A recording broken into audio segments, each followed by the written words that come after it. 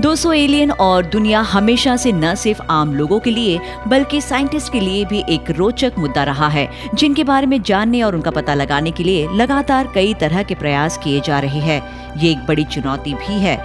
वैज्ञानिकों का मानना है कि हमें एलियन की तलाश बिल्कुल नए तरीके से शुरू करनी चाहिए, जिसके लिए एलियन तकनीक की खोज करने की जरूरत है। प्रोजेक्ट गैलीलियो एक ऐसा ही मिशन है जो एलियन सिविलाइजेशन के अवशेषों के लिए हमारे सौर मंडल और उसके आगे की खोज करेगा, फिर चाहे वो संभावित एलियन जांच हो या दूर का मेगा स्ट्रक्चर।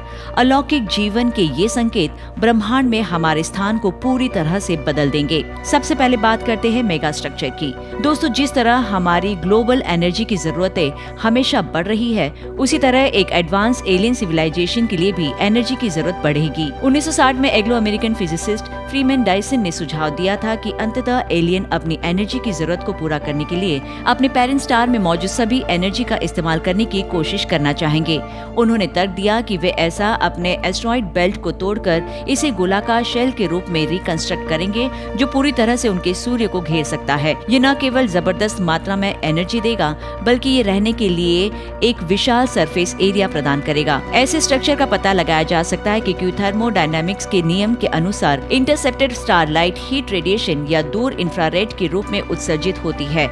इसके अलावा किसी तारे के चारों ओर ऑर्बिट में बड़ी संख्या में पिंड उसके प्रकाश को हासिल कर सकते हैं। ऐसा KIC 846285 या टेबिस स्टार के मामले में देखने को मिला भी है। हालांकि इस बात को हमारे सोलर सिस्टम में धूल की मदद से समझाया गया है। उम्मीद तो यही है कि अन्य सितारों का प्रकाश असामान्य तरीके से परिवर्तनशील हो सकता है और केवल नजदीक की ऑर्बिट में मेगा स्ट्रक्चर द्वारा ही खोजा जा सकता है। अगला संकेत है इंडस्ट्रियल केमिकल्स। दोस्तों, ह्यूमन सिविलाइजेशन पृथ्वी के वातावरण में प्रदूषणकारी रसायनों को इंजेक्ट करता है और हो सकता है कि यही चीज एलियन लाइफ में भी देखने को मिले। ऐसे रसायन न सिर्फ आसानी से पहचाने जा सकते हैं, बल्कि साफ तौर पर ये इंटेलिजेंट ओरिजिन भी होते हैं। यदि हम अपने प्लैनेट से परे सोलर सिस्टम में एक ग्रह का निरीक्षण करते हैं, तो हम देख सकते हैं कि तारे का प्रकाश उसके वायुमंडल से होकर गुजरता है और वायुमंडलीय केमिकल्स की खास तरह की वेवलेंथ पर प्रकाश को चीरते हुए बाहर निकल जाता है। ये एस्ट्रोनॉमर्स को ये पता लगाने की अनुमति देता है कि ग्रह के वायुमंडल में कौन से पदार्थ मौजूद है।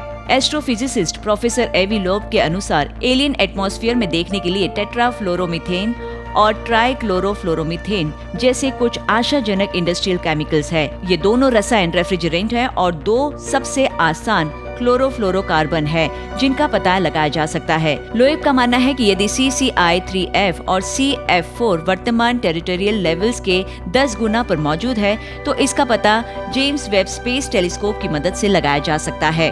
आगे बात करते हैं लाइट सेल्स की। कहा जाता है कि यदि एलियन इंट्राप्लैनेटरी या इंटरस्टेलर स्पेस को पार करते हैं, तो उनको उसी समस्या का सामना करना पड़ सकता है जैसा हम करते हैं। अंतरिक्ष यान को चलाने के लिए बड़ी मात्रा में ईंधन की आवश्यकता होती है, लेकिन ये समस्या दूर हो सकती है यदि अंतरिक्ष यान की शक्ति का स्रोत घर पर छोड़ दिया जाए। ये प्रस्ताव रखा गया था कैलिफोर्निया के एक रिसर्च लेबोरेटरी के रॉबर्ट फॉरवर्ड की ओर से, जिन्होंने साल 1984 में असर पुष्ट लाइट सेल के बारे में समझाया था। एक पेलोड को रिफ्लेक्टिव मटेरियल्स की एक बड़ी अल्ट्रा थीन सेल से जोड़ा जाएगा और इसे सोलर सिस्टम में मौजूद सोलर पावर्ड लेजर द्वारा धकेला जाएगा। फॉरवर्ड ने इस बात की भी गणना की है कि 3.6 किलोमीटर चौड़ी लाइट सेल से जुड़ी एक टन की जांच को 65 GW लेजर द्वारा प्रकाश की गति के 11% तक तेज किया जा सकता है और निकटतम स्टार सिस्टम अल्फा सेंटेरी द्वारा केवल 40 सालों में उड़ान इसकी भरी जा सकती है। इस विचार को हाल ही में ब्रेक थ्रू स्टार शॉट कार्यक्रम के लिए पुनर्जीवित किया गया है। ये एक शुरुआती स्टेज में है, लेकिन इसका उद्देश्य 100 GW लेजर सरणी का उपयोग करना है ताकि प्रकाश और फ्लाई बाय की गति के 20% तक अधिक मामूली 1 ग्राम पेलोड को आगे बढ़ाया जा सके और प्रोक्सिमा सेंटेरी के आसपास के ग्रह की तस्वीर खींची जा सके। यदि एलियन अपने ग्रह प्रणालियों या गैलेक्सी के चारों ओर जिप करने के लिए समान लेजर पुष्ट लाइट सेल का उपयोग करते हैं, तो हम उनके लेजर चालू और बंद होने पर प्रकाश की चमक को लेने में सक्षम हो सकते हैं। अगला संकेत है worm hole transport system. Worm hole बनाने के लिए पर्याप्त रूप से एडवांस सिविलाइजेशन स्पेस टाइम में बदलाव करने में सफल हो सकता है। स्पेस टाइम के जरिए ये शॉर्टकट पलक झपकते ही आकाशगंगा को पार करने में कामयाब हो सकता है और इसे आइंस्टाइन के गुरुत्वाकर्षण सिद्धांत की मदद से अस्तित्व में लाया जा सकता है।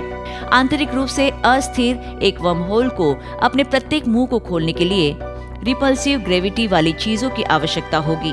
हम जानते हैं कि ऐसी चीजें मौजूद हैं क्योंकि एक डार्क एनर्जी की आड़ में ब्रह्मांड के विस्तार को तेज कर रही है। हालांकि इसका गुरुत्वाकर्षण एक वर्म होल खोलने के लिए बहुत कमजोर है। यदि एलियन वर्म होल का नेटवर्क बनाते हैं तो इसका पता गुरुत्वाकर्षण माइक्रोलेंसिंग द्वारा लगाया जा सकता है। इस खबर पर क्या है आपकी राय, कमेंट कर हमें जरूर बताएं। देश और दुनिया की ऐसी ही जानकारियों को जानने के लिए हमारे चैनल को सब्सक्राइब करना ना भूलें।